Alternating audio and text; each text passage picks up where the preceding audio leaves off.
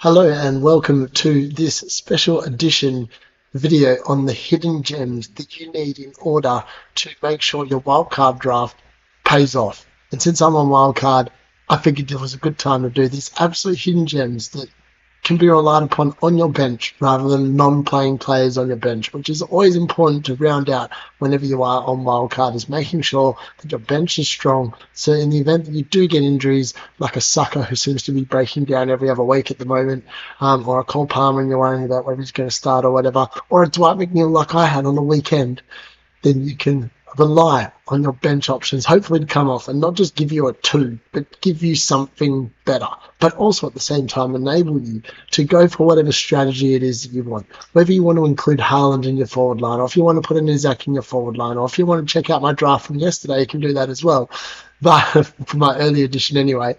But look, these are all going to help. And like, I've given you a bunch, and I'm going to talk for a bunch for every position in your team. And it's going to open your eye up to ideas and players that potentially you may not have realized could be in your team. And maybe after this, you will put them in your team. So without further ado, let's get into the hidden gems to enable your wildcard draft.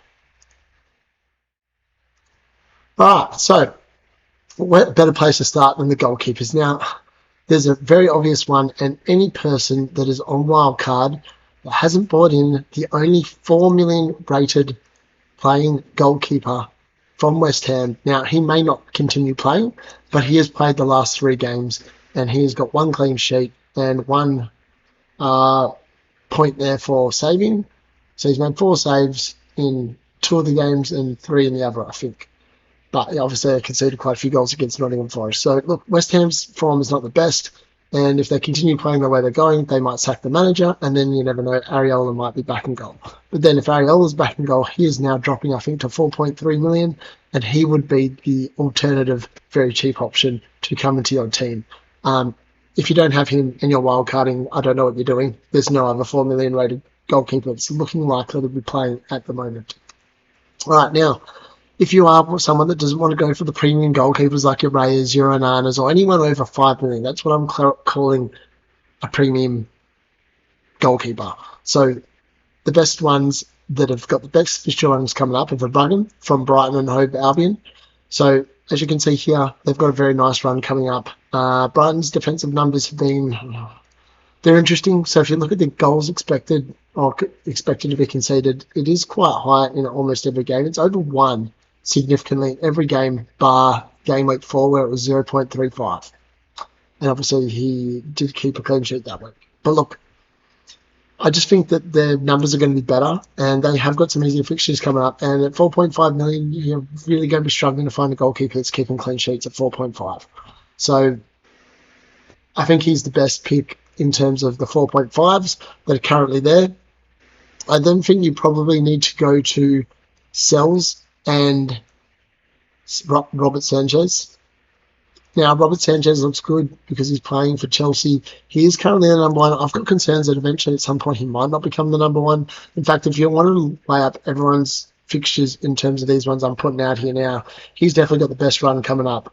Bar the Spurs game in game week 15 up until the Man City game in game week 23, he has got all green pretty much, other than Aston Villa obviously in game week 13.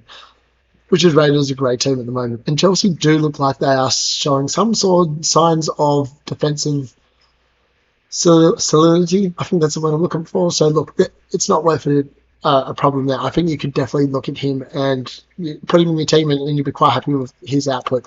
The other one I would mention here is Sells. I just don't like Nottingham Forest's run coming up. I don't think they're going to keep many clean sheets, which is why I think that Sanchez is the far better pick. However, he's under 5 million, and for this purpose, he is included. The other one who just sneaks in because he dropped so much in price earlier in the year is Jordan Pickford. He has had some monster scores in the last 5 weeks of 13, 6, and 11. But as you can see there, I wouldn't be recommending him either, but he is someone that's under 5 that probably will get you save points because he's coming up against harder teams and Everton will be conceding shots. But the run coming up after the next 3 weeks does not look pretty, and yeah, I think you'd be playing Fabianski over Pickford most of those games, let's be honest. So I think you don't want to really go to him. Now, moving on to the defenders, and there are heaps of defenders I want to talk about here. So I know I don't like it. And for the budget defenders, they all have to be 4.5 and under. So I'm not talking about Robinson. Obviously, I have Robinson currently in my team.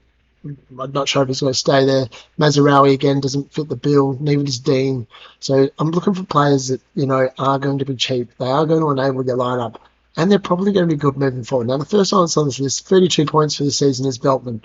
Now, Brighton's run, as I talked about before, Bruggen is a much better lineup coming up. And you would expect Brighton to start keeping some clean sheets, particularly against the likes of Southampton at home, Crystal Palace at home. You'd expect them to be keeping clean sheets there. Away from home, they have been travelling. They've got surprisingly a clean sheet at Newcastle. And they haven't been conceding lots of goals. So even if you do concede, there's likely, that they're going to be going all right. And Veltman's got pretty decent expected goal involvement as well for a defender. So nothing to be sneezed at there. It's 0.12 expected goal involvements per 90 minutes. So it's not the worst defenders, and at 4.5 with that run coming up, I really like him as an option. Moving forward to the next one, and that's Lewis Hall from Newcastle. He's obviously been playing 90 minutes regularly, pretty much since game week 6. He's played 9 minutes pretty much almost every week. The only game he came off is against Chelsea, and when he came off on 88 minutes. And again, the Newcastle run from here is looking much better. I'm liking the fact that he's there. That I would expect them to be keeping clean sheets as well. And again, his expected goal involvement per 90 minutes is 0.16, which again is not the worst you've ever seen. Next up, Kirkes. Now, I really like the Bournemouth fixtures, and there are 2 of their defenders that feature in this. As you can see, Bournemouth had a pretty easy run. After Spurs in game week 14, they don't really have too many difficult away games either. They've got, obviously, Man United away, who are going to be interesting under Amarin, and Fulham away. But other than that, up until game week 21, he is a really good option. At 4.4, the positions he's taking up on the left wing, essentially, for Bournemouth, are amazing. Like, again, his numbers aren't the best, like 0.1 expected goal involvement per 90, but I really like what Bournemouth have got, and he's definitely fits the bill in terms of players that I'm interested in terms of the hidden gems that you might not have thought of, but are looking really, really good. Now, the next one I'm going to talk about here is, I'm just looking for him, Zabani. So this guy was amazing for me last year when I had him in my team. He's done nothing so far this year, again, other than the one clean sheet that Bournemouth have had. However, his numbers, again, they're lower. They're obviously expected goal on 0.04, but again, I really like the fact that they've got a nice run coming up, and again, he's 4.4, which makes him a very nice price. Lewis Dunk here as well. Now, he's obviously under an injury cloud, calf injury, 50% of chance playing in game week 12. We'll have to wait and see how he improves. But again, Brighton's run, as we talked about with Veltman, looks amazing on paper coming up, and you can expect some clean sheets. And Lewis Dunk is also a threat down the other end on corners, and could likely get a goal or 2 in this run of green fixtures coming up. So that's someone else to keep in mind there. In fact, Brighton actually have a pretty good run in general from here on through to the end of the season. They will be long-term picks and long-term holds. That Konza, I didn't mind at 4.4. He didn't actually get included in here. Anderson, though, 4.3 million, plays for Fulham. Now, the run coming up is not the best, but if you can make it through to game week 17 when they've got Southampton at home, he's then a bit of a long-term hold. So you can then keep him realistically through to game week 29, and then you probably want to move him on. But again, he's dropped in price. Obviously, he got suspended. He had that red card, I think, in game week 8. Yep. So, he's back from that, and that's probably the reason why he's dropped so much in price. But again, he's another person I really like in the defence that, is going to be cheap and is going to enable the rest of you. Now, the other one, that if you wanted to be super budget, and I mean super budget, to really enable your team, you could go to a Burgess from Ipswich, who is only going to cost you 3.9. He's that cheap, I can't even find him because you have to go pretty far back to find him. Now, I wouldn't be recommending this because, this is fraught with danger, but Ipswich do have a semi-nice lot of fixtures up until game week 18, so it's not unrealistic possibility to think that he could be all right. And he has played 90 minutes the last 4 game weeks. That's no guarantee to continue. So again, I wouldn't be recommending that. And I do prefer the defenders that like are between the 4.3 and the 4.5s for every game week. And I think those are the ones you really want to target. But if you really want to skimp out and just have one defender, you're not going to worry about, just pick a 3.9 million rated midfielder, Cameron Burgess. He looks like a really good pick for that particular enabling of your squad that maybe you haven't really thought about, but there's definitely someone that perhaps you probably should. Now, moving on to the midfielders. I've got a bunch of these, and some of them are like, the obvious ones. Like Smith Rowe is obviously the first cab off the rank here. He has scored the most points of the budget midfielders so far at this point, with 54 points for the season.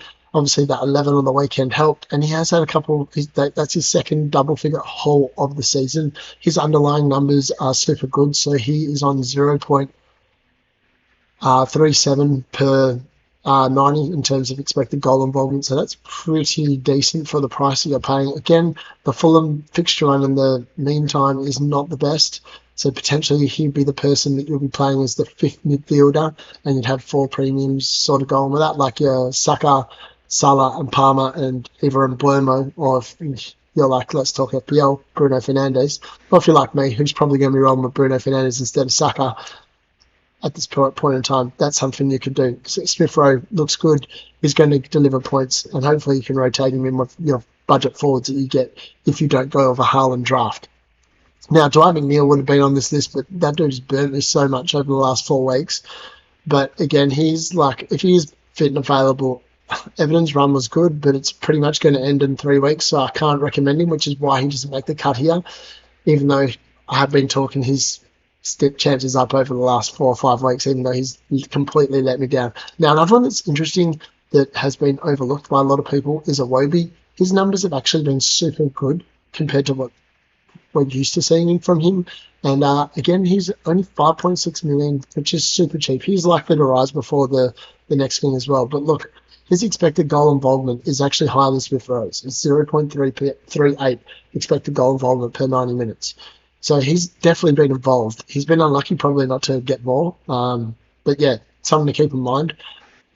Iwobi does look pretty good at that price. Now, Semenyo, definitely, he's in my team at the moment as a placeholder. I'm not sure if I'll end up keeping him, but he's definitely there as my enabler, my little hidden gem.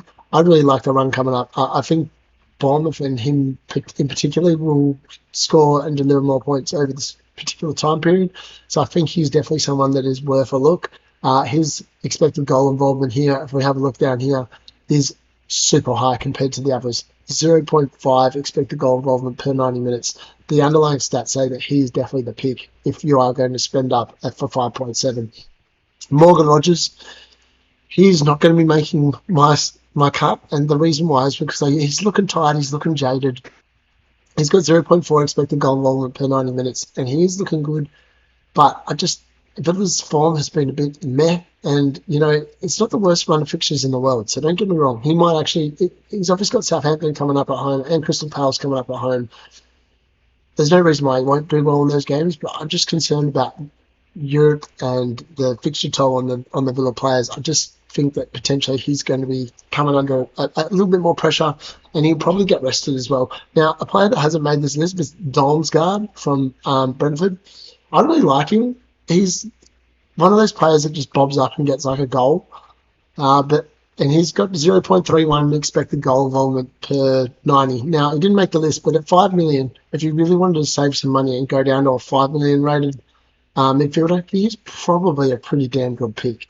I'm not going to lie. So again, to make this, you had to be under a certain amount of money, and the magical number here was under 6 mil. So if you're over 6 mil, you do not make this cut. So if you're looking for 6 million rated midfielders, this is not the video for you. Now, Bonawate, he's obviously suspended at the moment, but again, he's only going to cost you 5 million. His underlying data is unbelievably good. 0.45 expected goal involvements per 90 minutes. Leicester's run is hard, other than like the next he's got 3 easy weeks over the next 6, but other than that, it does get a bit harder. And Leicester are a promoted team, and I'm not sure how sustainable the numbers are and how many points they're going to lead to. But if you only want a cheap one, 5 mil. He is definitely someone that you can definitely be looking at, and not someone that you should be ruling out, that's for sure. Now, I did miss someone in here. I'm going to quickly go up. So Jorginho, who's actually Ruta. I'm not sure why they put it like that, but he's from Brighton and he's going to cost you 5.6. But his underlying numbers are 0.3 per goal involvement per 90 minutes. And again, the Brighton run coming up is amazing. He has got pretty good minutes. He has been playing, well, I wouldn't say they're brilliant minutes. He's playing on average about 70 minutes a game. So, he's doing well considering the 70 minutes. It'd be nice if he was playing 90, and that's the problem with the Brighton team, particularly forward of centre.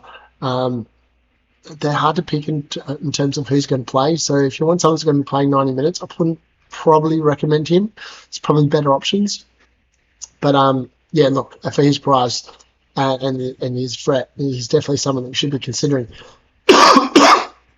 Now, Justin Kluivert from Bournemouth, again, another really good thing here. The only problem I've got with him is he's a big minutes risk. He hasn't actually played 90 minutes other than one game this season. So he's normally starting, but he has played quite a few matches from the bench or come off at half-time. So, and he's also on penalties, I think, when he is playing. It's hard to tell because, of the fact that he hasn't been on the field the whole time. But again, the Bournemouth run is beautiful coming up. So, he does look pretty good. And he normally is involved in, their attacking play. They are a quite attacking team. And the numbers don't lie. 0.43 expected goal involvement per 90 minutes. It's below 70, but it's nothing to be sneezed at. Scamodes is unlucky to miss out on his, but I can't really recommend Ipswich players. They're just a bit too hit and miss for me. And then Souček, again, was also unlucky, but again, I just didn't think that he was really worth, including this. Now, one person that I will include in here, and someone who is highly likely to come into my team if his role gets nailed under Ruben Amorim, and that is Amad Diallo. Now, he's dropped to 4.9 million, and his numbers earlier in the season were amazing. So, I had him for the first 4 or 5 game weeks, and he returned in 2 of them.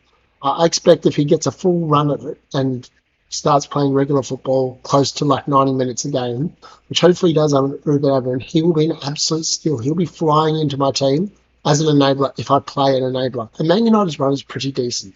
Other than Arsenal and Man City in game week 14 and 16 away, the rest of it all looks pretty damn good. And other than the Liverpool away game in game week 20, it's pretty damn good. We just have to wait and see if he gets in. So it's like a bit of guesswork here, but if he gets picked and Ruben Amorim likes him, I love him as an absolute hidden gem. And I'll be quite glad to bring him back in, being a Man United fan as well. Now, the only other player I want to talk about on this list here, and this is because if you are going super cheap, he is still probably the best pick for this price, and that's Tyler Dibbling, 4.6. I mean, his minutes are not the best. They're definitely not locked in. He's obviously very young, and again, Southampton's fixtures coming up are god-awful, so you're literally getting him to play a 3-4-3 because there's no way you'd be wanting to start him in the next 6 weeks. So that's what I would caveat that. I think it's better to pay up a little bit more money and get someone that's a bit more of a nailed starter moving forward. Now, on to the last little bit. Hopefully you're still following and still with me. We are going to go to the forwards. Of this, to qualify for this segment, you had to be under 6.5 million. So if you're over 6.5 million, like Chris Wood, Matheus Cunha, who are both very fantastic budget options, you did not make the cut. So we'll start with Danny Welbeck. Again, the Brighton run coming up is unbelievably good. The only problem I've got, and he has been playing 90 minutes pretty regularly, the only problem I've got is João Pedro's back in form, and he's now also going to be featuring this segment, and he costs 0.5 million less, which I think is definitely better value, bang for buck, and I think that the manager really loves him. And obviously Welbeck, I don't think he's going to play all the games over Christmas because he is over 30 years of age, and he has been injury prone before, but the Brighton run is amazing. So, look, you couldn't go too far wrong with locking him in or locking João Pedro in or locking them both in. He's definitely the first one, and, he's had the season of his life. I don't think he's ever had a season that I can remember him having an expected goal involvement of 0.53 per 90 minutes. Insanely good. What else is there to say about it? Now, Wissa, From Brentford, the run coming up it gets harder after game week 13, obviously. But then, if he's a long-term hold, it's okay. But it's hard to recommend him because I think the next 2 weeks are amazing, but you want to be playing the game longer than that if you're wildcarding. So for me, Worcester doesn't make the cut because I just don't like the long-term fixtures. I think he's a play again when you get to about game week 25 and then game week 33, but I just don't like him short-term. So for me, I can't really recommend him, but he is on this list because he only costs 6.1, and it's something that you might want to keep backing in. Liam Delap again, 5.6 million. We're going slightly cheaper here. He looks amazing as well. Again, the fixtures are amazing for Ipswich in the short term, down to game week 18. You'd be confident that he is going to be getting you points. Unfortunately, again, he's a bit of a minutes risk. He started obviously the one game on the bench in game week 9. And, he generally does come off. Sometimes he even comes off before 60 minutes. So that's something to keep in mind. However, his expected goal involvement per 90 minutes is not the best. I mean, it probably is because he plays for Ipswich, but it's 0.31. So Leif Davis was unlucky to miss out in the defence as well. He's been amazing for Ipswich. I just couldn't justify including Ipswich players in the defence because I just don't think they're going to keep clean sheets, which is why he did not make the cut. Now, Raul Jimenez, again, I'm not sure how long he can sustain this for. He's well over 30 years of old. They've obviously got Nunes as well, and if he has any different form, he's going to drop out of the team and Nunes is going to drop in. So for me, that's something you've got to weigh into this account. But look, and the run of fixtures coming up over the next 5 weeks, 3 of them you probably don't want to be playing in.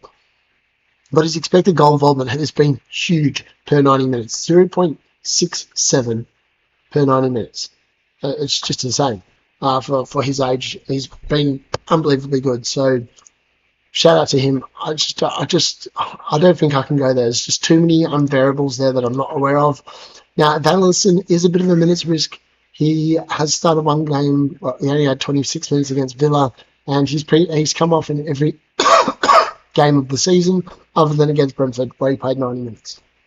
However, his expected goal involvement is 0.59 per 90 minutes. So if they kept him out here, I think he'd actually end up getting more points. The only issue I've got with him is he doesn't play the full 90 minutes. And again, the Bournemouth fixture run coming up is really good. And he is their number 9. He's the bloke that's playing up front. And I like that because it's like he took a few games to get going, but he looks like he's really replaced Dominic Solanke. And I think it's onwards and upwards in here from him. Strand Larson, he also makes a list. Wolves are on that amazing fixture run all the way through to game week 19, I'd say. Especially with Man United coming to their home, I'd expect them to do well there. Yeah, I just don't think you can hold him past game week 19. It's a really rough run until game week 27, and then you could probably bring him back in. But again, he's a really good budget enabler. And, at 5.6, there's a lot to like, and his underlying numbers have been pretty good. And lastly, we go down to Mr. João Pedro, who has been absolutely amazing when he has been playing. The only problem is he hasn't been playing for 6 games completely this season. Then he's played 2 from the bench and has only started 3. So the numbers aren't amazing in terms of being his availability, but when he has been available, he is on 0.6 expected goal involvements per 90 minutes. There is so much to love here. His price is dirt cheap. If he starts starting games again after the international break, he is an absolute steal and someone you want in your team ASAP. I actually think that I will just jump on him during my wild card. He is the one budget now that's just going to enable so much more in my squad. So look, those aren't my hidden gems. I don't think I've missed anyone that I really wanted to talk about on this list. So let me know if there is someone that you like that I haven't included in this draft. Or in these budget gems that I've come up with. And if you've enjoyed this and you've liked the content, please make sure you like the button that says like. And if you are new and you've loved it, please press the subscribe button. Help me grow this. I'd love that more than anything else. That's been the D Unit with the hidden button gems to build the wildcard draft with.